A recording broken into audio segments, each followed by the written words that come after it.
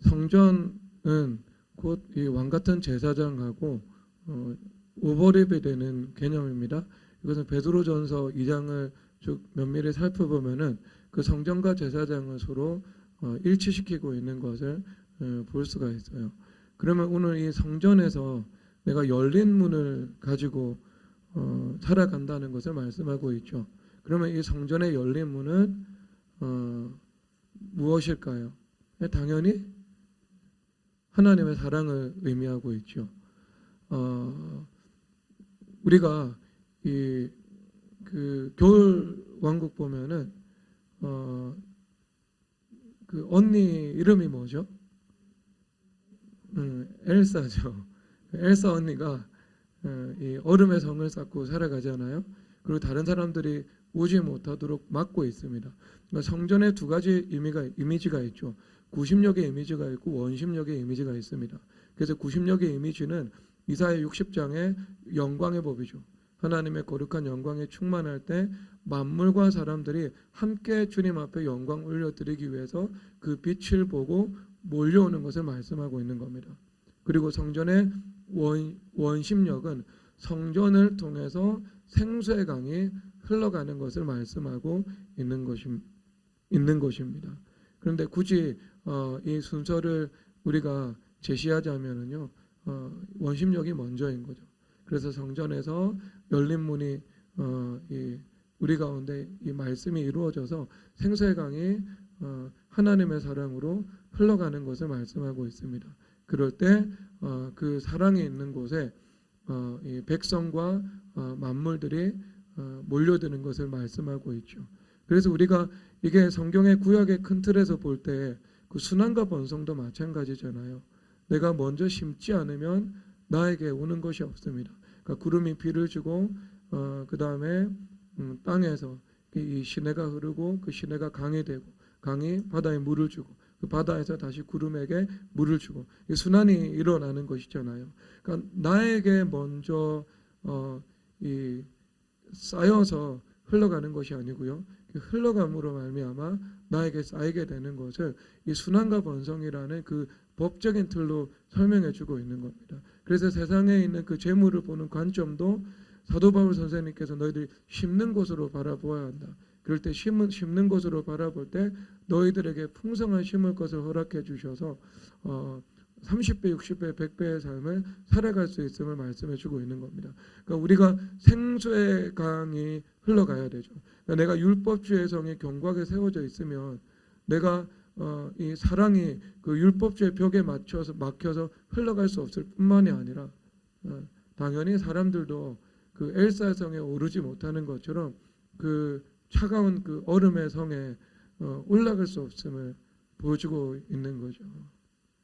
그렇죠. 그래서 여러분 도스토옙스키의 죄와 벌을 한마디로 요약을 하면은요, 그 시베리아의 차가운 이 율법이 사람을 변화시킨 것이 아니고요, 이 소냐로 상징되는 예수 그리스도의 사랑이 라스콜리니코프를 변화시키는 것이다. 그것을 이제 율법과 은혜의 틀로서 우리에게 단적으로 보여주고 있는 것입니다. 그런데 이 성전의 이미지와 다시 돌아가면 제사장이 서로 하나가 되어 있죠. 그러면 이 제사장이라는 그 개념은요, 두 가지를 가지고 있습니다. 두 가지. 레위기 10장에서 보면 제사장에 대해서 이렇게 말씀을 하고 있습니다. 너희들 술 취하지 말라. 나는 나를 가까이 하는 자들 중에서 거룩함을 나타낼 것이다. 그러니까 우리가 하나님을 점점 가까이 하는 삶을 살아가면 살아갈수록 우리 가운데 거룩함이 요구가 되죠. 그렇기 때문에 늘 우리는 회개할 수밖에 없다는 것을 말씀하십니다. 그러면 거기서 말씀하시는 그 제사장의 사명에 대해서 너희들은 거룩한 것과 부정한 것들을 분별하며 라고 말씀을 하고 있습니다. 그러면 이것은 제사장들은 진리의 시각을 가지고 거룩한 것과 부정한 것을 분별하며 살아가야 하는 것을 말씀해 주고 있죠. 그리고 또 다른 한편으로 히브리서 5장에 대해서 인간 대제사장은 자기도 연약함에 휩싸여 있기 때문에 그 연약함에 대해서 동정하는 제사장이다 라고 말씀을 하고 있습니다. 그러니까 긍휼 없는 제사장이 아니라 사랑을 가지고 이 죄인들을 용납할 수 있는 그 긍휼을 가지고 있는 것이 바로 제사장이다라고 말씀을 하고 있습니다. 그러면 여러분들이 그 성전 제사장, 이것이 일치된 구도 속에서 성전으로서 열린 문을 가지고 살아가기 위해서는 아버지의 마음을 가지고 있어야 되는 것을 말씀하고 있는 겁니다. 그리고 그 아버지의 마음은요, 두 가지로 요약할 수 있는데, 그것은 진리의 시각이면서 또 하나는요, 사랑의 시각인 것입니다. 여러분이 진리의 시각과 사랑의 시각에 여러분 가운데 성전의 두 기둥으로 온전히 하나 되어 세워지시기를 주 예수 그리스도 이름으로 축복합니다. 이 진리의 시각이 중요하겠죠. 여러분, 이 진리의 시각에 이 상극에 존재하는 것은요, 왜곡이겠죠. 우리 시각에 왜곡이 될 수 있습니다. 제가 이 교회에서 뭐 큰 파행을 겪었던 사람들이 있으면은 가끔 뭐 3년 동안 다시 이성 교제를 하지 않으면 좋겠다. 아니면은 뭐 3년 동안 새로운 사업을 시작하는 것은 멈추었으면 중단했으면 좋겠다. 이렇게 아주 이 극약 처방을 내릴 때가 있거든요. 대부분의 사람들에게는 그렇게 하지 않습니다. 근데 극소수 지극히도 타당하기 때문에 그것이 하는 거죠. 이 백스토리를 모두 알고 있는 담임 목사 입장에서요. 그러면 여러분, 이것은 어떤 계명일까요? 단순히 외적 규례의 의미가 있을까요? 아니면 내적 정신의 의미가 있을까요?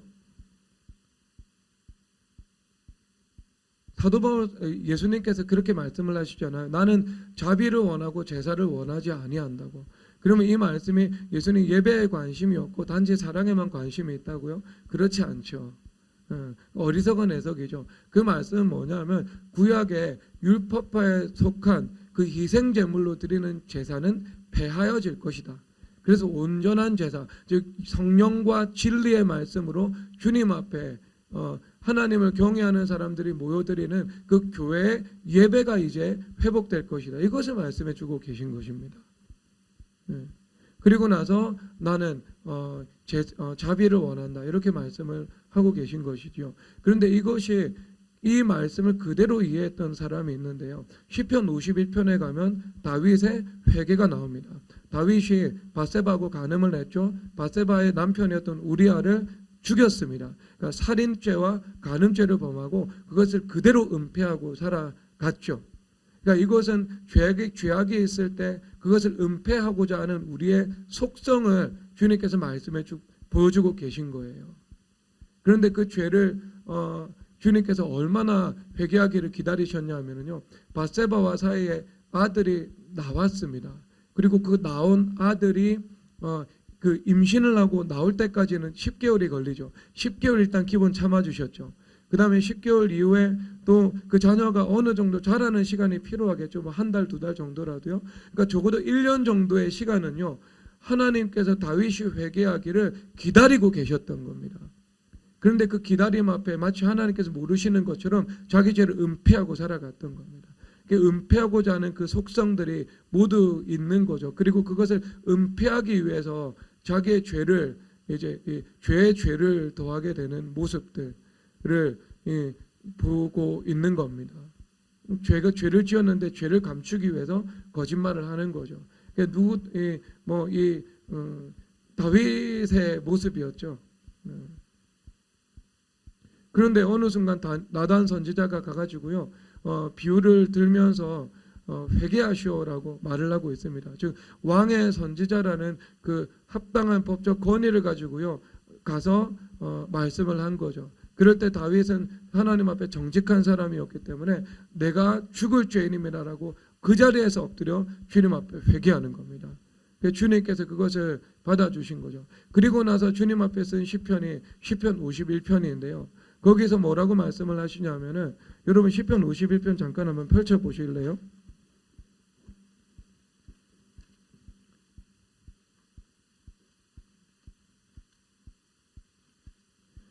여러분 시편 51편에서 이렇게 말씀을 하고 있어요.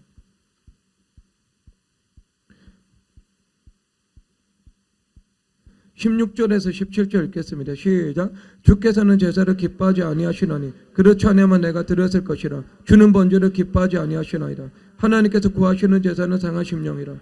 하나님의 상하고 통회하는 마음을 주께서 멸시하지 아니하시리라. 아멘. 여기서 유혹을 받겠죠. 이 죄를 범했으면 죄를 회개할 수 있는 속죄제라는 그 회개 죄사의 틀이 있거든요. 그래서 마음으로 정말 통회하는 심령으로 회개하는 것 없이 외적으로 형식적인 속죄 제사를 드리고 내 죄가 용서받았다라고 가름하고 넘어갈 수 있는 가능성이 있는 겁니다. 그 법적으로 용서받은 거니까, 속죄 제사 드린 거니까. 그런데 지금 다윗은 그 의미를 너무나도 잘 알았어요. 그 외적인 단순한 규례를 지키는 것은 큰 의미가 없다, 여기서는. 그래서 주님 앞에 나아가야 되는 것은 우리가 상한 심령으로, 상하고 통회하는 그 주님 앞에 눈물과 통곡으로 회개를 올려드리는 모습으로 나아가야 한다. 주님께서 받으시고자 하는 속죄제사는 바로 우리의 통회하는 눈물이다. 주님께서 이것을 알고 계셨던 거예요.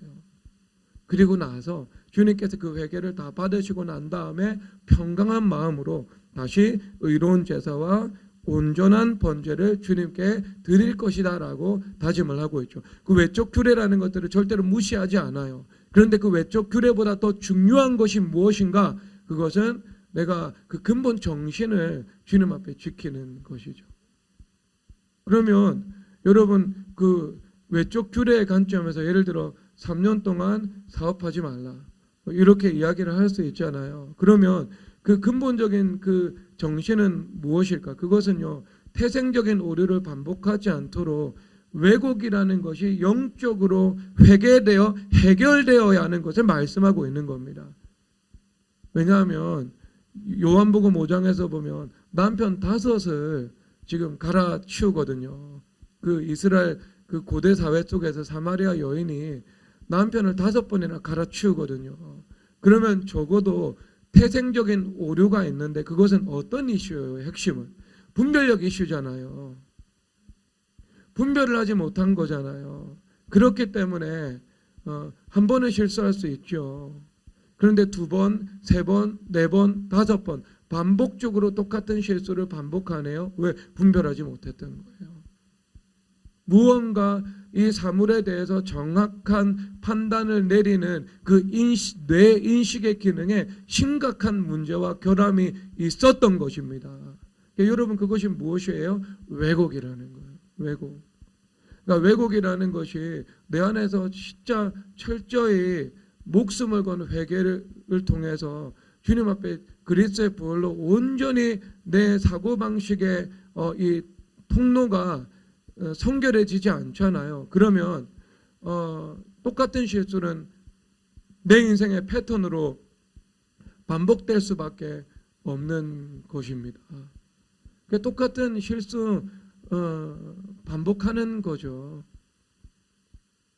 그러면 여러분 그 근본 그 정신, 근본 영, 그것은 무엇이겠어요? 우리가 성령 하나님보다 앞서 나가지 않는 그 습관이 이루어져야 되는 거잖아요. 내가 옛날에 그 습관이 있어가지고요, 정말 성령 하나님께 묻고 내가 경솔하지 않고 신중한 판단을 하고 주님 앞에 기도를 드리고 그렇게 하고 내가 무언가를 선택하고 결단하는 그 훈련이 이루어져야 되는데요. 성경에서 지식 없는 소원은 선하지 못하고 발이 급한 사람은 잘못 간다고 말씀을 하고 있잖아요. 그러니까 분별 없는 소원. 그리고 지식을 통해서 우리가 분별하니까요. 그 다음에 내가 발이 급한 거죠. 경솔한 거야 내가. 그래서 하나님보다 이 탄력을 받아가지고 이 우사인 볼트처럼 달려가가지고 내가 똑같은 그 실수를 반복하려고 하면 안 되는 거죠. 그 전에 먼저 내가 하나님 앞에서 내가 그 태생적인 오류와 왜곡과 그 판단을 못하는 미혹의 문제가 온전히 해결되었는가를 먼저 점검을 한 다음에 지식 있는 소원을 가지고 성령 하나님보다 앞서 나가지 않는 그 발을 가지고 내가 주님 앞에 나가야 되는 반응해서 나가야 되는 것이지 않겠습니까? 그렇죠. 제가 오늘 이 성전에서 보면 성전 가운데 하나님의 영광이 가득해야 되죠. 그래야 일어나 빛을 발하게 되는 거예요. 근데 영광이 없는데 일어나 빛을 발하면은요, 그 어두움과의 싸움에서 그 캄캄함이 그 빛을 덮어버리는 역사가 나타나는 것입니다. 여러분, 우리 전신갑주에서 우리가 구원의 투구가 있고 의의 흉배가 있고 그 다음에 진리의 허리띠가 있고 평안의 복음이 예비한 신이 있고 성령의 검이 있고 믿음의 방패가 있죠. 전신을 보호하고 있습니다. 갑주로요. 그런데 그 전신갑주가 없는 곳이 어디겠어요? 유일하게 보호를 못하는 곳이 어디겠어요?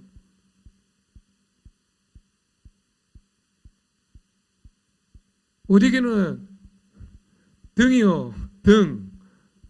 등이 없어요. 등을 보이면 죽는 거예요. 그러면 등이 없다는 것은 우리 가운데 두 가지 의미를 나타내고 있는데요. 믿음의 길을 걸어가다가 뒤돌아서면 죽습니다. 그러니까 우리가 은혜의 삶을 살아가다가 다시 율법주의로 돌아가면은요, 은혜를 모르는 것이 차라리 나을 정도입니다. 그래서 돼지가 돼지가 씻었다가 자기가 토한 그 구덩이에 들어가서 다시 몸을 씻는 것과 같다고, 죄를 다시 범하는 것에 대해서 그렇게 말씀을 하고 있는 거죠. 더 더러워지는 거죠. 나중에 형편은 더 악해지는 거죠. 어리석은 일들입니다. 그리고 또 한편으로는요, 이게 뭐냐 하면 주님보다 앞서 나가는 거예요. 주님보다 앞서 나가는 거. 예수님께서 지휘관 되시잖아요. 그래서 follow me 하면서 나를 따르라 하고 가고 있어요. 예수님 따라가야 돼요. 그러면 예수님께서 최전선에 있는 거예요. 그리고 우리는 전선에 있는 겁니다. 제가 2군단에 있었는데요. 2군단에서 7사단은요. 최전방 GOP 사단이에요. 그리고 21사단은요. 그 밑에 전방 예비 사단입니다. 그러니까 예수님께서는 최전선에 계신 거예요. 그리고 우리는요. 그 아래에 있는 전방에 있는 거예요. 그래서 예수님 따라가면서 싸워야 되는데 내가 발이 급해가지고요. 예수님보다 앞서 나가버려요. 그러면 적진에 내가 들어가 있는 거예요. 지금 예수님도 안 와셨는데 아직까지. 큰일 나는 겁니다, 여러분. 그런데 여러분 그 근본 이제 그런 근본적인 죄악은 교만의 문제긴 하거든요. 교만의 문제긴 한데 내가 성령 하나님보다 이 앞서 나가게 된 거죠. 분별을 하지 못한 거예요. 내 시각의 왜곡이 아직까지 해결되지 않은 겁니다. 여러분 그러면 똑같은 시에서 반복할 수밖에 없습니다. 그래서 여러분 그런 생각을 가지면 안 되는 거예요. 내가 이 3년만 지나봐라. 내가 사업을 할 거다. 외적 규례에는 순종을 하는데요. 내적 정신에 순종을 못하는 거예요. 속죄제는 드린 건데요. 상하고 통회하는 심령으로 주님 앞에 회개를 드리지는 못한 것입니다. 그런데 여러분 외적 규례는 형식상으로 있는 것이고요. 그 근본적인 정신은요. 내가 주님 만나야 되는 거예요. 제대로. 주님 만나서 내 영혼이 머리부터 발끝까지 새롭게 혁신이 되어야 하는 것입니다. 내가 진리의 시각을 주님으로부터 구해서 받아 가지고 있어야 돼요. 이게 내가 분별력 있는 삶을 살아갈 수 있어야 됩니다. 그래서 이 왜곡이라는 것은요, 이 사실을 내가 보지 못하게 만드는 것입니다. 그래서 내 인생에 정말 결정적인 이 결함의 요인이 되거든요. 그러니까 여러분 이 분별력은 너무 중요합니다. 분별력. 그러니까 이것은 그냥 내가 뭐 여러분들이 좀 감각이 탁월하고 센스가 있고 그런 것하고 상관이 없어요. 내가 감각이 탁월하고 센스가 있을 수 있고 그럴 수 있습니다. 하나님께서 주신 그 영역의 은사로요. 하지만 내가 그 왜곡이라는 것이 온전히 해결되어 있으면은요, 그것을 어떻게 해요? 활용하는 일들에 문제가 생기는 거죠. 안 그러겠어요, 여러분? 목회를 예를 들어 은사 받은 목사님이 있고 지혜 받은 목사님이 있습니다. 예를 들어서요, 이 둘 다 필요해요, 사실상. 나대의 법비의 개념은 절대로 아닙니다. 그런데 굳이 한번 분리를 한번 해보면은요, 지혜를 받은 목사님 목회를 훨씬 더 건실하게 잘합니다. 근데 은사를 받았는데요, 은사를 운영할 수 있는 지혜가 없어요. 그러면 목회가 굉장히 어려워집니다. 이 사실의 이야기예요. 여러분 아무리 은사를 받고 센스가 있고 주님께서 주신 좋은 장점이 있다 하더라도요, 하나님의 지혜가 없으면은요, 그것을 온전히 내가 우정해 나갈 수가 없는 거예요. 내 삶을 경영해 나갈 수가 없습니다. 그래서 우리는 어떤 건축자가 되어야 된다고요? 주님 앞에서 지혜로운 건축자가 되어야 된다고요. 지혜로운 건축자가 돼서 내 삶을 온전히 건축해 나가야 된다고요. 그러니까 내가 길이와 너비를 재는 측량줄이 잘못되면 그 다음 건물을 아무리 올려봤자 피사의 사탑이에요. 나중에 피사의 사탑 올려놓고 여러분 그거 고치지도 못해요. 고치려면은요 다시 무너뜨리고 다시 쌓아 나가야 됩니다. 얼마나 어리석겠어요. 주님 앞에 내가 온전한 이 측량줄을 구해야 되죠. 그래서 그 길이와 너비를 정확하게 인식할 수 있도록, 사실을 정확하게 보고 분별할 수 있도록 왜곡 없이 볼 수 있는 그 사실의 시각, 그 정직한 기름 부으심, 정직한 영, 그것을 내가 주님 앞에 구해서 받아야 되는 거예요. 그래야지 내가 사업도 할 수 있는 거고 내가 배우자도 선택할 수 있는 겁니다. 결정적으로 선택하는 건 여러분 자신이잖아요.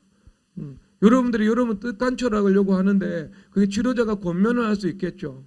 하지 말라고. 하지만 선택하는 건 여러분이잖아요. 따를지 말지는요.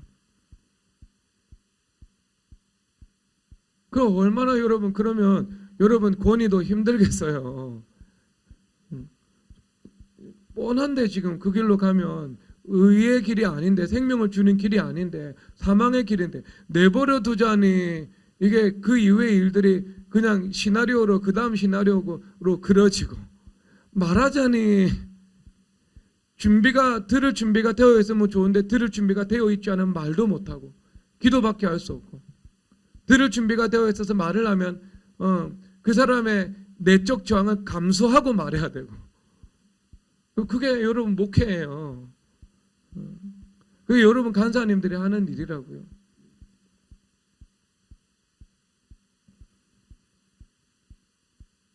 여러분 주님 앞에서 그 하나님의 지혜를 구하시기를 바랍니다. 지혜를 구하셔야 돼요. 그 하나님의 지혜는요, 우리가 보는 눈, 듣는 귀, 깨닫는 마음을 가지는 거예요. 이스라엘 백성들이 보는 눈이 없고 듣는 귀가 없고 깨닫는 마음이 없어서 돌이켜 내게 고침을 받지 못한다고 주님 말씀하고 있는 거죠. 그래서 그들이 이 율법주의 수건에 자기의 눈이 덮여 있었던 것입니다. 똑바로 총명을 가지고요 보고 하나님의 뜻을 이해할 수가 없었던 겁니다. 그래서 너희는 세월을 아끼라, 때가 악하니라, 주의 뜻이 무엇인가 이해하라 라고 말씀을 하고 있는 겁니다. 범사에 내가 주님의 뜻을 이해하고 분별하고 선택할 수 있는 그 하나님의 지혜, 그것을 구하시기를 바랍니다. 그 지혜는요, 그 왜곡의 반대편에 있어요. 공부 잘하고 똑똑하는 것하고 상관없어요, 여러분. 공부 잘하고 똑똑해도 지혜롭지 못한 선택하는 사람들이 대한민국에 어디 한두 명입니까?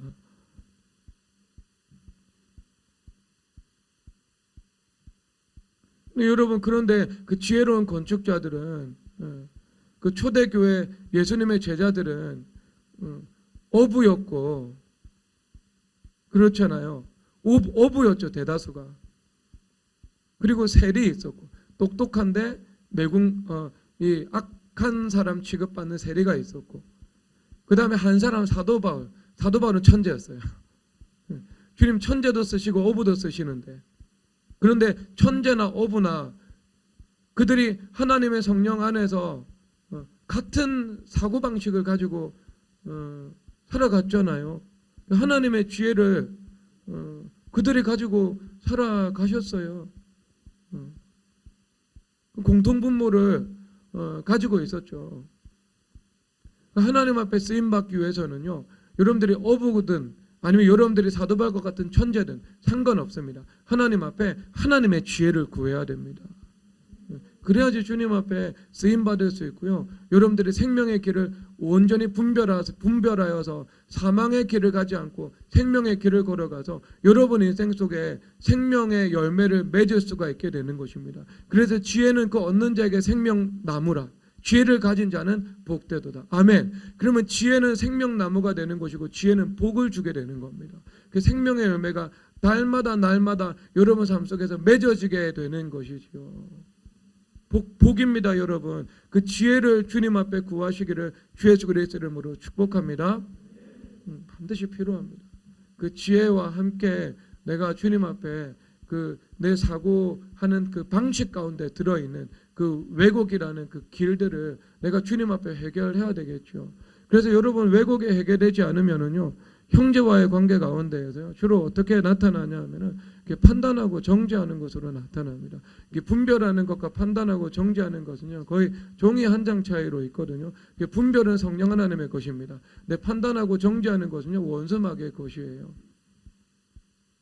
그래서 내가 제사장적인 마음으로 살아가야 되잖아요. 근데 그 제사장적인 마음이 예수님께서 그 간음하다가 현장에서 붙잡힌 여인이 잡혀왔잖아요. 그럴 때 주님 두 가지 말씀을 하고 계시거든요. 첫 번째가 나도 너를 정죄하지 아니하노니 라고 말씀을 하고 있습니다. 정죄하지 않으셨어요, 예수님께서는요. 그런데 그 다음이 뭐였냐면요, 가서 다시는 죄를 범하지 말라고요. 왜? 그 죄라는 것이 너희들의 인생 가운데 파탄을 가져오니까. 특별히 잠언 5장에서 7장에서 보면 이 음란의 죄가 우리에게 가져오는 파행에 대해서 말씀을 하고 있죠. 음란은 가난을 가져오고 음란은 수치를 가져오고 음란은 우리 전대에 구멍을 뚫어놓게 되고 그렇게 말씀을 하고 있거든요. 그게 음란이 우리 인생에 가져오는 범죄인 거죠. 세상과 간음하는 죄요. 세상의 영으로부터 오는 그 만족으로 내가 만족하는 그 죄요. 근데 여러분, 이게 같은 것 같은데 정말 다른 거예요. 여러분들이 새 차 아반떼를 구입했는데요, 그 아반떼를 보고 성령 하나님께서 주신 기쁨으로 기뻐할 수 있고요, 거룩한 게 되죠. 그런데 그 똑같은 사물인데요, 세상의 영으로부터 오는 것을 가지고 만족하고 도취에 빠질 수 있는 겁니다. 그래서 내 인생 최고의 보물 하면서 내 차 이런 그런 사람들 사용하고 누리고 주님을 기뻐하고 인생 최고의 보물은 그리스도죠. 주님께서 나에게 주신 보배 이거고 주님께서 허락하신 것에 대해서 기뻐하고 감사할 수 있는 거. 그게 주님 앞에서 겸손한 거죠. 같은 것도 사물이 너무 다른 거예요. 여러분, 그런 것들을 이제 주님 앞에 분별을 하면서 회개를 하면서 내가 늘 거룩한 것을 선택하며 주님과 함께 평강의 삶을 살아갈 수 있어요. 얼마든지. 근데 이제 그렇게 해야 되겠죠, 여러분. 그러면 이제 이 예수님처럼 예수님께서 말씀하신 분별, 그것도 분별과 사랑이 우리 가운데 제사장적인 그 시각, 아버지 하나님의 마음으로 우리 가운데 주어져야 하는 것입니다. 그래서 그 아버지의 마음은요, 일단 진리의 시각이라는 것이 근본적으로 필요합니다. 예수님께서 내가 곧 길이요 진리요 생명이다 말씀을 하고 있죠. 이 세상에는요, 그 길은 두 가지밖에 없어요. 평강의 길이라는 예수 그리스도 유일한 길이 있고요, 그 나머지 길은요 모두 파멸과 고생의 길입니다. 그래서 어둠의 길이고요, 파행에 있는 길이에요. 생명의 열매 맺지 못하는 길입니다. 일정 부분에 성공이 있을 수 있지만 일정 부분에 결함이 있어요. 그래서 세상에서 예수님 믿지 않는 모든 천재들의 삶은 심각한 결함이 있습니다. 그러나 정말 예수님을 사랑하는 천재라면요, 그런 결함이 없을 거예요, 여러분. 왜냐하면 예수님께서는 그것을 주기를 기뻐하지 않거든요. 그렇죠. 예수님께서 여러분 천재로 만드시고 이혼하고 그다음에 자녀들이 예수님 떠나고 그거 예수님 원하시지 않거든요. 하나도. 예수님께서 주시기를 원하시는 그 복은요, 샬롬입니다. 평강이에요, 평강. 우리의 삶 속에서 그 평강을 누리는 거죠. 부부관계에 평강이 있고 자녀들의 교육 가운데 평강이 있고 내가 직장생활 가운데 평강이 있고 그 평강을 누리는 거죠. 그렇죠? 영적인 전쟁 가운데서도 평강을 누리는 거죠. 주님께서 보호하심을 믿고 시험 가운데도 평강을 누리는 거죠. 주님 앞에 감사를 드리고 그리고 내가 죄가 있다면 주님 앞에 눈물과 통곡으로 회개의 근심을 가지고 주님 앞에 나아가는 거죠. 그럴 때 회개를 받으셨다는 주님의 표시로 우리 가운데 거짓 평강이 아니라 깊은 곳에서 우러나오는 그 진실된 평강을 주님께서 허락해 주시는 거죠. 주님과의 관계의 평강입니다. 주님께서 주기를 원하시는 거죠. 평강의 길. 거기서 생명의 열매를 맺게 되는 겁니다. 부분적인 성공과 부분적인 심각한 결함입니다. 이게 세상에 주는 것이 전부예요. 이게.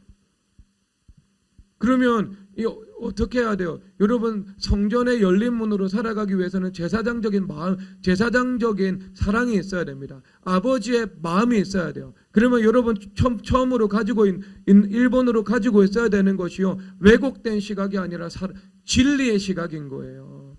진리의 시각. 그래서 무엇이 길인지, 의인의 길은 크게 돋는 햇살 같아서 크게 빛나 한낮의 광명에 이르거니와 악인의 길은 어두운 것 같아서 그가 걸려 넘어져도 왜 걸려 넘었는지 알지 못한다고 그렇게 말씀하고 계시잖아요. 그러면 어둠 속에서 방황하고 있는데, 사망의 길을 걸어가고 있는데, 거기에서 우리가 길을 제시해야 되지 않겠습니까? 그리스도라는 길로 와야 그의 빛이 이 새벽빛에서 그리고 한낮의 광명까지 점점 밝아지지 않겠습니까? 영광으로 충만해지지 않겠어요? 그러면 그 길은 어떤 길인데요? 그 길은 진리의 길인 거예요. 그러면 그 진리의 길을 걸어갈 때 무엇이 나타나는데요? 생명나무의 열매가 나타나는 거예요. 그래서 예수님께서 내가 곧 길이요 진리요 생명이다라고 말씀하고 계신 것입니다. 여러분, 그 진리의 시각. 그런데 그것은요, 무엇하고 오냐? 내가 왜곡에 진짜 회개되어야 합니다, 여러분. 왜곡에 회개 안 되면은요, 회개 이 퍼스트 스텝에서요, 그다음 세컨드, 서드 이렇게 올라가지 못합니다, 여러분. 진전이 없어요. 진보가 없어요. 예수님 교회 와가지고 올해 회개 기도를 드려도요, 왜? 아니, 헛스윙을 하고 있는데요, 지금.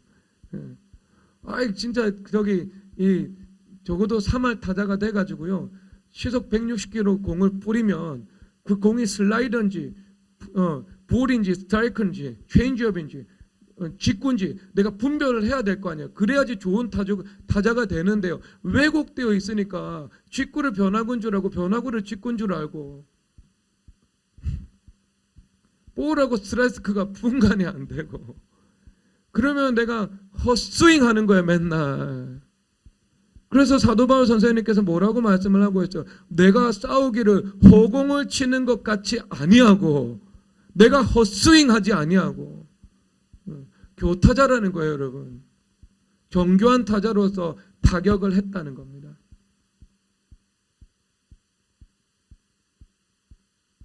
그러면 뭐가 해결돼야 돼요? 내가 보는 눈, 듣는 귀, 깨닫는 마음 주님께서 구해가지고요, 주님 앞에 지혜를 구해야 됩니다. 그리고 왜곡을 철저하게 주님 앞에 회개해야 됩니다.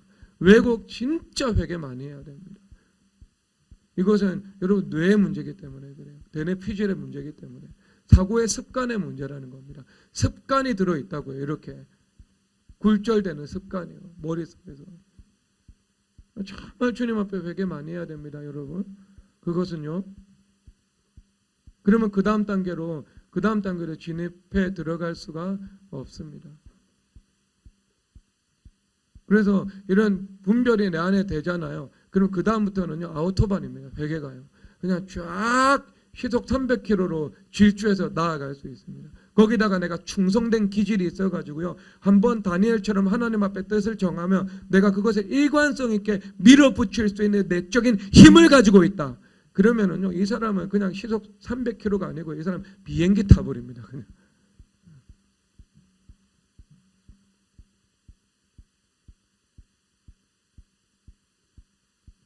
옆 사람에게 인사하도록 하겠습니다. 그 진리의 시각이 여러분 가운데 임하기를 축복합니다.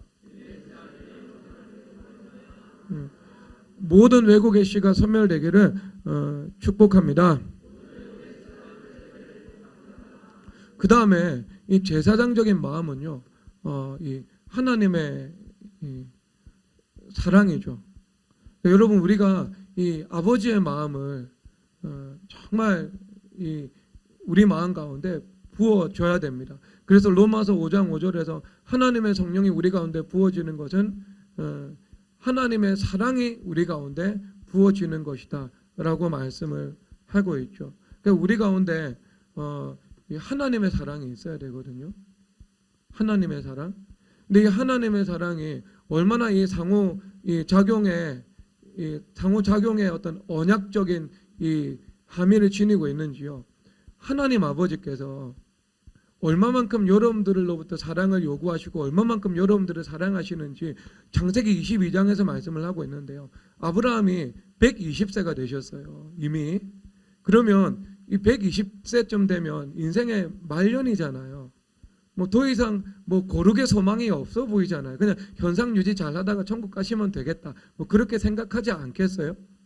아니 그 심리적으로 보면 제가 여기 백용진 집사님에게 요구하는 거룩과 백호준 형제에게 요구하는 거룩이 있고 그렇잖아요. 그러면 그 심리적으로 누구한테 더 거룩을 제가 강도 높게 요구할 것 같아요? 예? 그 인지상정인데 당연히 저는 백호준 씨한테 훨씬 더 거룩을 요구를 해요. 비교할 수 없을 정도로 더 거룩을 요구하고 강도 높은 헌신을 요구하거든요.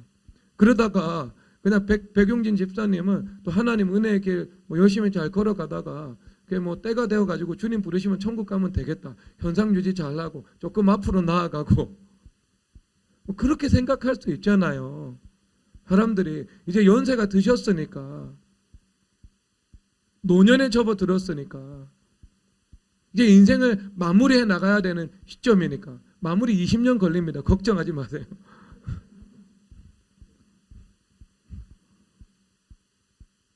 그런데 하나님 아버지의 마음은 그렇지 않았던 것 같아요.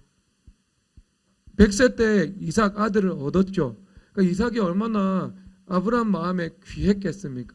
그러니까 차마 아브라함은 하나님을 정말 사랑하고 인생 가운데 죄도 있었고 실수도 많이 있었지만 명백한 하나님의 뜻이라고 생각하는 일들에 있어서는 절대적으로 순종하면서 그 길을 걸어왔죠. 순종의 아버지죠.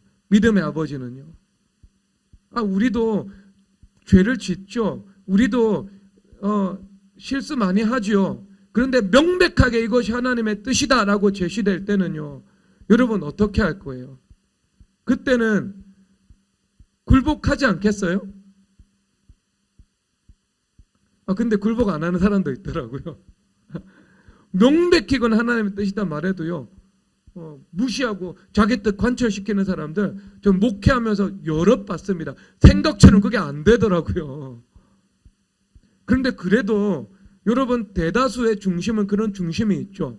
내가 몰라서 순종 못하는 건 어쩔 수 없고 육신이 연약해서 실수하는 건 어쩔 수 없지만 명백하게 이게 하나님의 뜻이다라고 말할 때는 여러분 뒤돌아서지 않고 그것을 붙잡는 사람 되시기를 주님의 이름으로 축복합니다.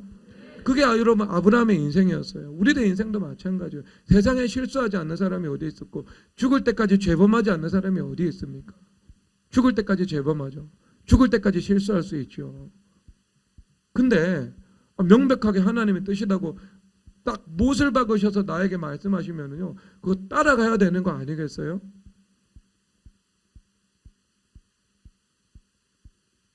근데 여러분 이게 순종이거든요. 명백하게 하나님께서 뜻을 가르쳐 주시면 내 뜻 그 뜻 앞에 굴복시켜야 됩니다.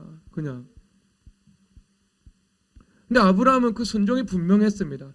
저는요 이삭을 하나님보다 더 사랑했다는 말에는 동의가 잘 안 돼요. 아브라함이 믿음의 길을 걸어갔는데 과연 그 정도로 이삭을 사랑했을까? 그런데 어디까지 동의가 되냐면요, 이 하나님을 사랑하는 그 수준에 거의 동격에 이를 정도로 이삭을 사랑한 거예요. 그러니까 위험 수위까지 오르고 있었던 것입니다. 그래서 120세가 된 그 아브라함의 그 사랑을 예수님께서 시험하신 거죠.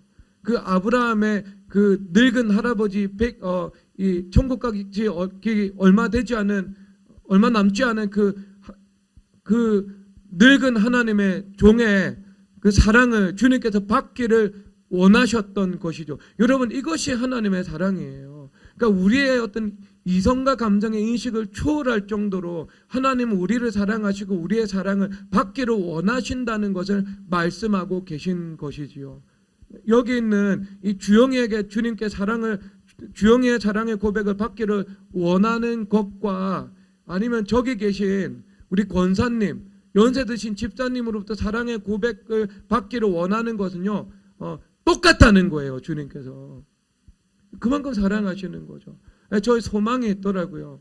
저도 은퇴해가지고 70세, 75세 주님 품에 갈 때가 되었을 때 그때 내가 주님을 사랑하면서 사는 것도 참 의미가 있겠구나. 그때 내가 은퇴를 하고 사명을 다 마치고 이제 이 땅에서 감당할 사명이 없고 주님 품에 갈 것밖에 남아있지 않다 하더라도 그 시간의 사랑을 주님께서는 받기를 원하시는구나. 우리 소망이 있는 거예요. 그래서 겉사람은 우패하나 속사람은 늘 새로워지는 거예요. 죽을 때까지 예수님을 사랑하다가 더 사랑하다가 천국 가는 겁니다.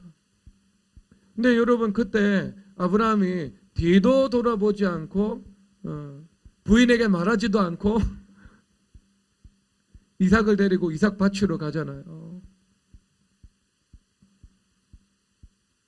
하나님을 얼마나 지극히도 사랑하는지 그 마음에 있는 그 깊은 그 하나님을 향한 그 진실된 사랑이 없었던 것이 나타난 것이 아니고 그가 하나님과의 관계 속에서 수십 년 동안 쌓아왔던 그 관계가 정금처럼 그때 드러난 시간이죠.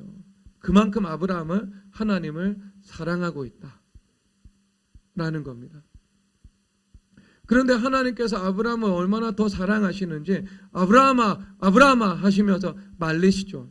그리고 숫 양을 주님께서 예비해 두십니다. 당연히 숫 양은 당연히 우리를 위해서 십자가에서 죽으신 그분의 아들 예수 그리스도이신 것을 말씀하고 있는 것입니다. 그래서 이삭 대신 하나님께서는 아들 예수님을 죽음에 내어 주심으로 아브라함과 이삭을 하나님께서 구원해 주신 것이지요. 그러니까 하나님 아버지께서는 아브라함을 독생자를 내어 주실 정도로 사랑하신 것이고요. 아브라함도 하나님을 자기의 독생자를 아낌없이 드릴 정도로 주님을 사랑했던 거예요. 그러니까 이것이 하나가 되어서 뭐라고요? 하나님의 사랑이라는 것입니다. 우리 가운데 그 성령 하나님께서 부어주실 때 그 하나님의 사랑이 우리 가운데 임하게 되는 것입니다. 그래서 하나님의 사랑이 우리 가운데 임하게 될 때 우리가 그만큼 하나님을 사랑하게 되는 것이죠. 우리가 하나님을 그만큼 사랑하게 될 때 하나님으로부터 더 큰 사랑이 우리 가운데 충만하게 부어지게 되는 것입니다. 하나님은 사랑이십니다. 그래서 마태복음 7장에서 말씀을 하고 있죠. 하나님께서 구하는 자에게 좋은 것을 주시지 않겠느냐라고 말씀을 하고 있습니다. 이것은 하나님은 좋으신 분이므로 우리에게 좋은 것을 주신다는 것을 말씀하고 있는 거죠. 어떤 분은 그렇게 말을 하더라고요. 구하는 자에게 돈을 주시지 않겠느냐. 그렇게 기록되어 있으면 얼마나 좋겠냐고요. 여러분 그것은 재앙입니다. 왜냐하면 여러분 돈보다 귀한 게 얼마나 많이 있어요. 돈을 주고 명예를 앗아가시며 돈을 주고 평강을 앗아가시며 돈을 주고 건강을 앗아가시며 내가 잃어버리게 된다면 자처하는 선택을 가지고 그걸 보게 되지 않겠죠. 하나님께서 우리에게 가장 좋은 것이 무엇인지를 아시고 하나님께서 우리의 인식의 능력과 범위를 초월하셔서 가장 지금 우리에게 좋은 것을 주신다는 것을 말씀하고 있는 겁니다. 그러니까 나는 실수할 수 있지만 하나님은 실수하지 않으시죠. 실수하지 않으시는 하나님께 내 인생이 담보가 되기만 하면 지금 이 시점에 가장 좋은 것을 주님 허락하시는 것이지요.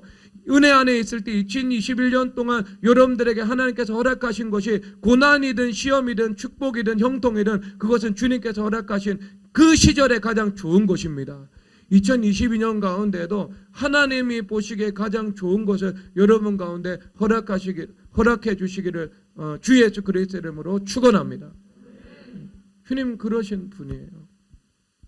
그러면 여러분 주님은요 여러분 징계도요 여러분 하나님께서 여러분들 사랑해서 허락하시는 것입니다.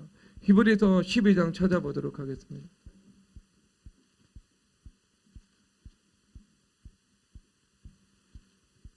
히브리서 12장에서 보면은요 8절 다 함께 읽겠습니다. 시작. 징계는 다 받는 것이거늘 너에게 없으면 사생자요 친아들이 아니니라. 아멘. 그래서 하나님께서 징계하시는데 이 징계는 하나님의 사랑이라는 것입니다. 우리가 삶을 살면서 연단도 받을 수 있고 때로는 하나님 중심의 철저한 삶을 살아가다가 시험, 모든 사람들에게 있을 수 있고 때로는 내가 하나님께서 나에게 회개할 기회를 주셨는데 그 회개하라는 그 음성에 반응하지 않다가 내 삶 속에 징계가 주어질 수도 있습니다. 그래서 어떤 면은 징계로, 어떤 것은 시험으로, 어떤 것은 나에게 연단으로 주님께서 허락하시지요. 그런데 그럴 때 우리가 그릇된 하나님을 향한 한탄과 비방이 형성될 수 있지요. 나에게 하나님께서 나에게 왜 이렇게 환난과 시험을 허락하시는가? 여러분 사실상 여러분 그것은 우리의 왜곡된 생각이죠. 하나님은 사랑이십니다. 하나님께서 환난을 허락하시고 시험을 허락하시고 연단을 허락하시는 것 그 자체가요 숨은 그림처럼 그 안에는 하나님의 사랑이 감추어져 있는 것이지요.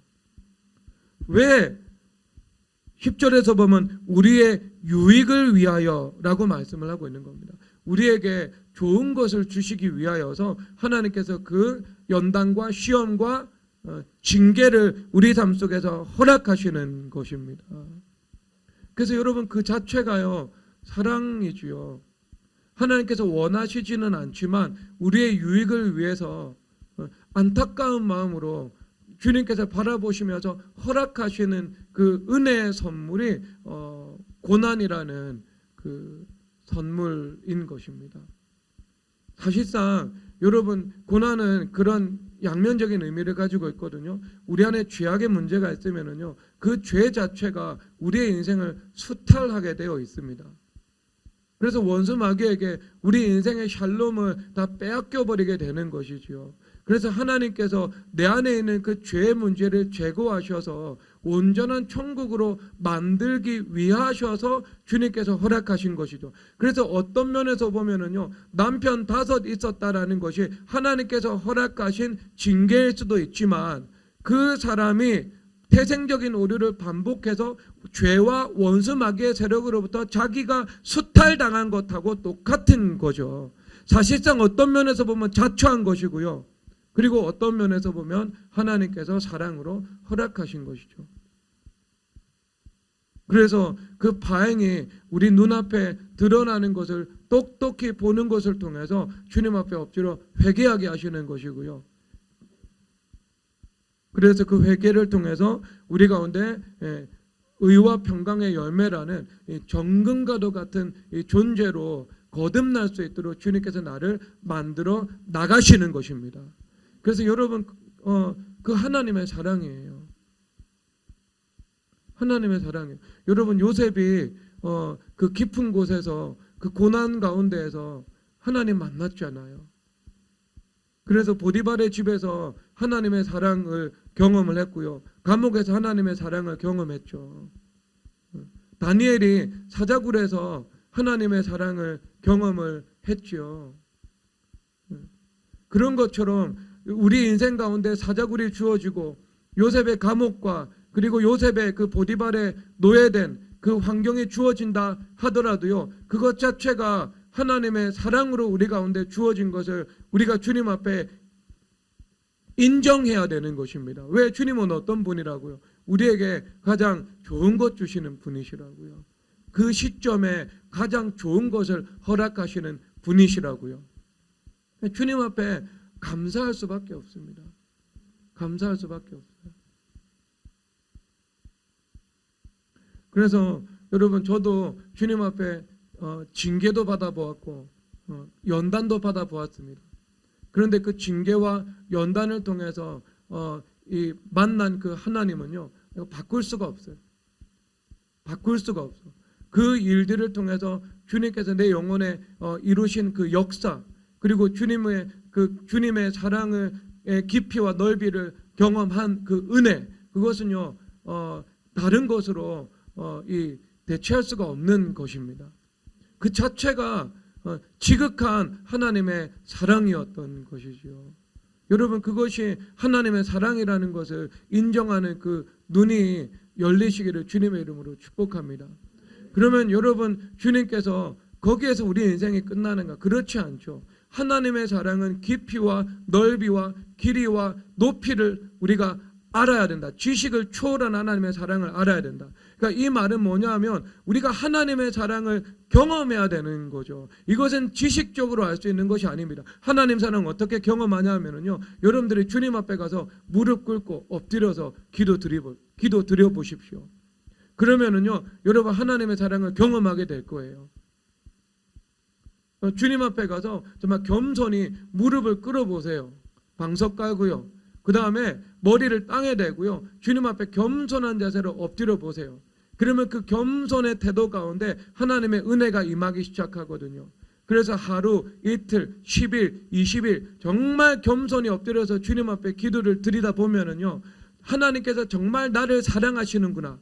아, 하나님께서 나에게 이 고난과 시험과 환난을 허락하셨는데 그 자체가 하나님의 사랑이구나 라는 것을 여러분들이 정말 경험할 수 있을 겁니다. 그래서 에베소서 1장에서 말씀을 하고 있죠. 그가 사랑하시는 자 안에서 우리에게 거저 주시는 바 그의 은혜의 영광을 찬송하게 하려 하심이라, 그렇게 말씀을 하고 있는 겁니다. 하나님께서 우리를 사랑하셔서 자격 없는 자에게 100% 값없이 거저 주시는 그 크신 하나님의 은혜가 얼마나 지극히 크고 영광스러운지 우리가 경험을 하면서 하나님께 찬송할 수 있게 된다는 것입니다. 주님 정말 좋으신 하나님이시구나. 정말 좋으신 하나님이시구나.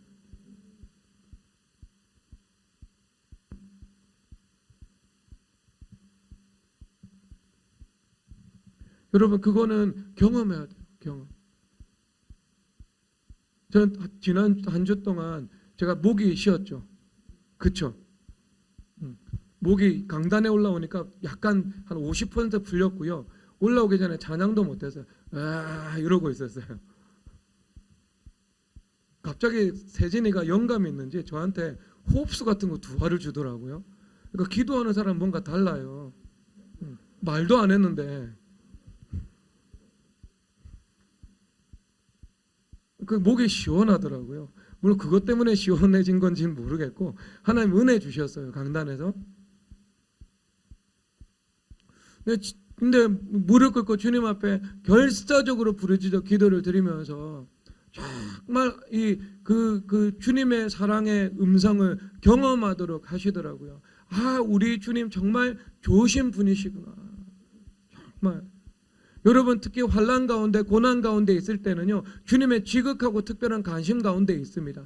그렇기 때문에 주님께서 이 요셉에게 그 환난 가운데 함께 하셨다고 말씀을 하고 있잖아요. 환난은 그대로인데 주님께서 함께 하셨어요. 영적으로 함께 하셨고 그의 삶의 상황 가운데서 함께 하셨어요. 그래서 곳곳마다 하나님께서 숨겨놓으신 그 사랑의 장치를 발견할 수 있게 되는 거예요. 발견할 수 있게 되는 거. 여러분 영화 보면은요, 그 영화 보면 다 복선들이 있잖아요. 감독들의 장치죠. 그래서 7번 방의 선물 보면은요, 그 오달수 역할로 나온 사람, 그 사람 안에 그 천사, 이 사람 천사죠. 그 다음에 그 교도소가 있는데요, 아주 희미하게 저 교도소 감방 위에요, 십자가가 있어요. 십자가가. 그러니까 그 교도소, 세상 속에 있는 그 교회라는 거고요. 거기에 있었던 1004번 죄수는 그 성도를 돕는 천사라는 거죠. 그러니까 곳곳에 그 영화 감독이요, 장치를 이렇게 설치를 해놓은 거예요. 보는 사람들이 하나씩 하나씩 보면서 기쁨을 누릴 수 있도록 노골적이지 않고 암시적이고. 하나님께서 함께 하신다는 게 그거예요. 곳곳에 숨겨놓으신 그 하나님의 사랑의 코드를 내가 읽어내는 거예요. 하나님 우리를 얼마나 사랑하시는지 보게 되는 거예요. 감사하게 되죠. 제가 사표를 쓰고요, 부교육자 때 개척을 할 때까지 6개월 정도의 시간이 있었거든요. 퇴직금 3개월 만에 다 썼습니다. 그리고요, 한 7, 8월 달 요때쯤 되니까 이게 우리 어머니가 암이 걸려가지고 한 3개월 정도 우리 어머니 돌보고요. 그 다음에 그 지나가지고 한 4개월, 5개월째입니다. 그때가 되면은요, 그 남자 백수 생활 5개월째면은요, 마음이 위축됩니다. 그 카드를 쓸 수 있거든요. 근데 카드를 쓸 용기는 잘 안 나. 그래가지고요, 제가 감남산 기도원에 갔습니다. 감남산 기도원 가가지고 제가 그러니까 궁상 떤 거죠. 돈이 있었는데 카드 긁으면 되는데 궁상을 뜬 거예요. 제가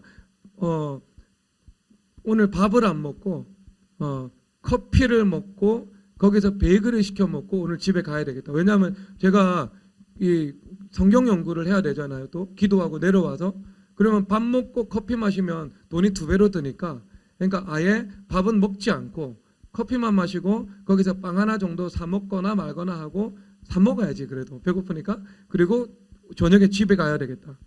그리고 나서요, 뭐 자기 연민도 별로 없었어요 그때는. 그리고 나서 성전에서 제가 찬양을 했어요.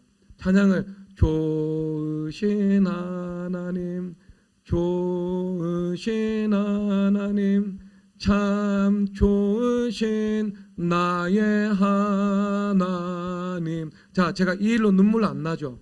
왜냐하면요, 상처가 치유가 돼서 그런 거예요. 자, 근데 그때 앞에서 어떤 기도하는 이 자매분이 있었거든요. 어른이었습니다.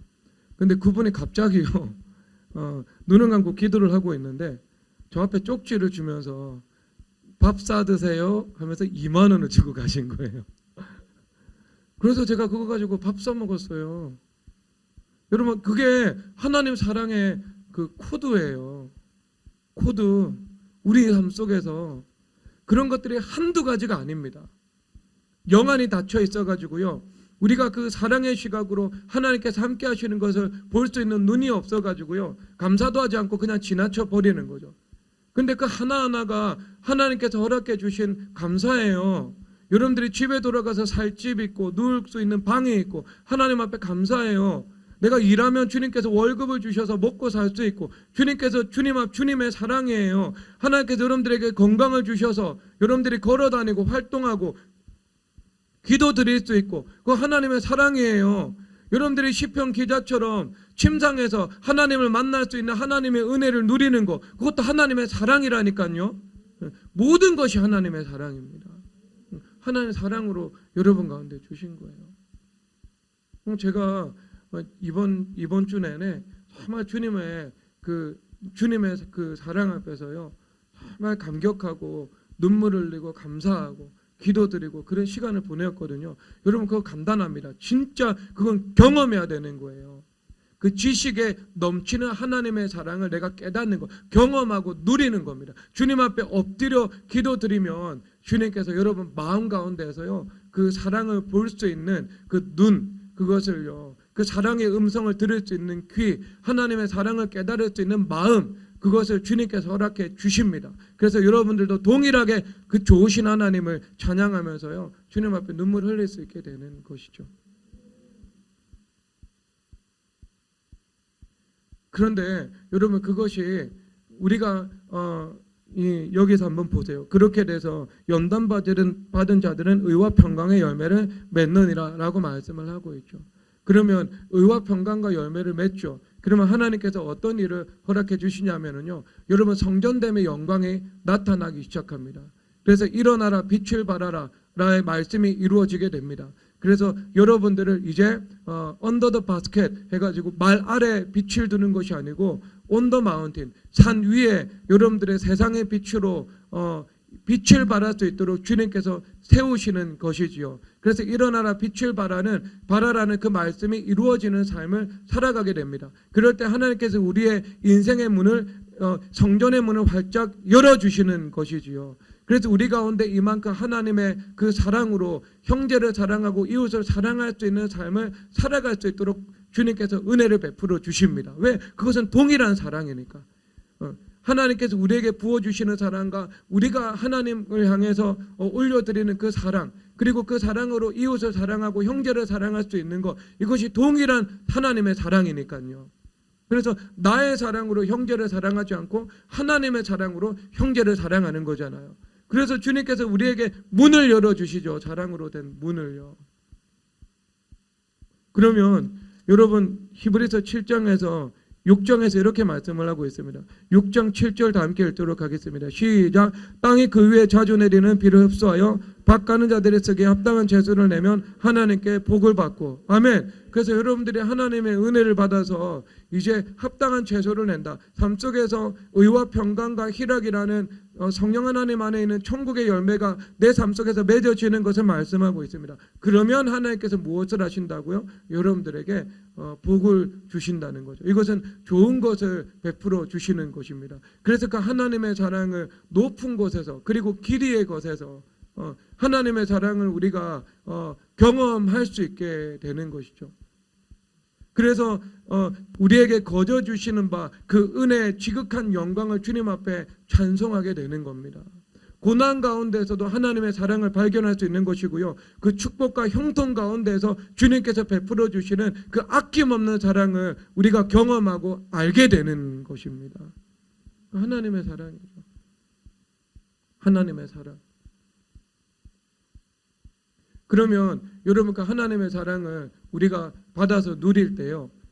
교만한 사람은 그렇게 생각을 하겠죠. 내가 자격이 있기 때문에 이 하나님의 사랑을 받아서 누린다고 생각하겠죠. 내가 회개했기 때문에, 내가 기도했기 때문에, 내가 산에서 부르짖었기 때문에, 내가 돌파했기 때문에, 아니면 내가 헌신되고 충성된 삶을 살았기 때문에. 여러분 그것이 하나님의 말씀의 법적 관점에서 보면은요 사실입니다. 이것 없이 복을 받을 수 없습니다. 일어나라 빛을 발할 수가 없습니다. 그런데 겸손한 사람은요 주님 앞에서 어떤 그 진실되고 정직한 그 중심의 마음의 태도를 가지게 되냐면은요 이 모든 것은 자격 없는 자에게 베푸신 하나님의 강권적인 은혜요 사랑이라는 그 고백이 흘러나오게 됩니다. 그리고 그런 생각으로만 우리의 생각이 사로잡히게 되어 있습니다. 그것 외에 다른 생각, 다른 복음, 다른 영은 없어지게 되어야 합니다. 그러면 여러분 이것이 하나님 앞에 은혜를 받은 것이지만 하나님 편에서는요 강권적인 은혜이면서 사랑인 것입니다. 이것이 주님 앞에서 고백되어야 하는 거죠. 자격 없는 자에게 베푸시는 그 사랑과 은혜가 나에게 주어져서 내가 경험한 것입니다. 내가 하나님을 사랑하면서 살아갈 수 있는 것이 큰 특권이요 축복인데 내가 하나님을 사랑하면서 살아갈 때 그것하고 비교할 수 없는 더 깊고 넓은 하나님의 사랑이 우리 심령 가운데 쏟아 부어지게 되는 것이지요. 같은 사랑이지만 우리가 하나님을 향해 사랑하는 것, 하나님의 사랑과 하나님께서 우리를 사랑하시는 하나님의 사랑은 차원이 다른 거고 비교할 수 없는 것입니다. 그러니까 이 모든 것이 강권적인 하나님의 사랑이구나 그것을 알게 됩니다. 그러면 그 사랑을 우리가 받아 누리게 되면은요 이 사랑이 수평적인 관계에 있어서도요 그 사랑의 시야를 주님께서 열어주시게 됩니다. 그래서 우리가 형제들을 바라볼 때도요 나에게 자격 없는 자에게 강권적인 사랑을 베풀어 주신 것처럼 하나님 저 자격 없는 자에게도 동일하게 강권적인 하나님의 은혜와 사랑을 베풀어 주십시오 라고 기도할 수 있는 마음들, 섬길 수 있는 마음들, 사랑으로 용납할 수 있는 마음들을 주님께서 허락해 주시는 것입니다. 여러분 이것은 하나님의 사랑의 넓이가 되겠죠. 하나님 사랑의 원대하심이 되겠죠. 그래서 내가 그 성전의 열린 문이 이루어졌다. 원대하신 창조자 하나님께서 내 안에 거하시는 것처럼 그 원대한 그 하나님의 사랑의 넓이가 있는 하나님의 종이 되는 것입니다. 그래서 사도 바울이 유대인도 품었고 이방인도 품었고 종도 품었고 자유인도 품었고 모든 사람들을 품을 수 있는 이 그릇이 되었던 것처럼 우리도 그 모든 사람을 품을 수 있는 그릇이 되는 것이지요. 우리 안에 있는 그 율법주의 장벽이 무너져서 생수의 강이 원심력으로 흘러가는 것을 말씀하는 것이고요. 그리고 그 구심력을 향해서 사람들이 몰려오는 것이 그 사랑의 말씀으로 이루어진 것을 보여주고 있는 것입니다. 여러분 그래서 여러분 가운데 아버지 하나님의 마음, 진리의 시각과 그리고 사랑의 시각 이것이 온전히 열리게 되시기를 주님의 이름으로 축복합니다. 그래서 삶 속에서 함께 하시는 그 하나님의 사랑을 모든 삶의 현장에서 발견하시고 그리고 그 동일한 그 사랑의 시각으로 형제들을 바라보고 사랑하고 섬기시는 성도님 되시기를 주님의 이름으로 축복합니다. 이 시간 찬양하도록 하겠습니다. 아버지 당신의 마음에 있는 곳에 찬양하도록 하겠습니다.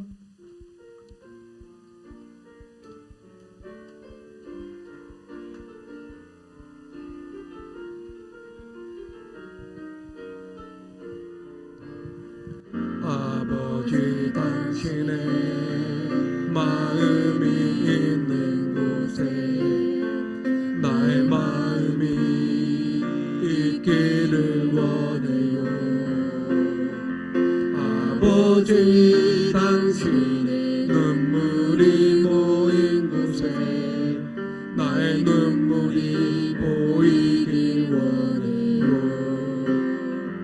아버지 당신이 바라보는 영혼에게 나의 두 눈이 향하길 원해요. 아버지 당신이 울고 있는 어두운 땅에 나의 두 발을 향하길 원해요. 나의 마음이 아버지의 마음 알아. 내 모든 뜻 아버지의 뜻이 될 수 있기를 나의 온 몸이 아버지의 마음 알아. 내 모든 삶 당신의 삶 되기를 나의 마음이 아버지의 마음 알아. 내 모든 뜻 아버지의 뜻이 될 수 있기를 나의 온 몸이 아버지의 마음 알아. 내 모든 삶 당신의 삶 되기를 나의 마음이 아버지의 마음 알아. 내 모든 뜻 아버지의 뜻이 될 수 있기를 나의 몸이 아버지의 마음 알아. 내 모든 삶 당신의 삶 나의 마음이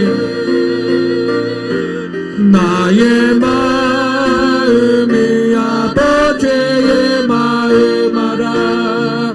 내 모든 뜻 아버지의 뜻이 될 수 있기를 나의 온 몸이 아버지의 마음 알아.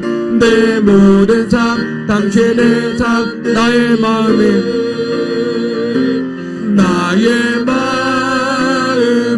아버지의 마음 알아. 내 모든 뜻 아버지의 뜻이 될 수 있기를 나의 온 몸이 아버지의 마음 알아. 내 모든 삶 당신의 삶 되기를. 아멘. 우리의 시각이 교정되기를 원합니다. 율법적 시각이 십자가에 못 박히고 모든 왜곡된 시각이 소멸되기를 주님의 이름으로 축복합니다. 아버지의 마음을 허락하여 주시옵소서. 진리의 시각, 사랑의 시각을 제상장적인 시각으로 나에게 허락하여 주시옵소서. 그래서 성전의 문이 주님의 때를 따라 활짝 열리게 하여 주시옵소서. 이 시간 주여 한번 부르고 간절히 기도드리도록 하겠습니다. 주여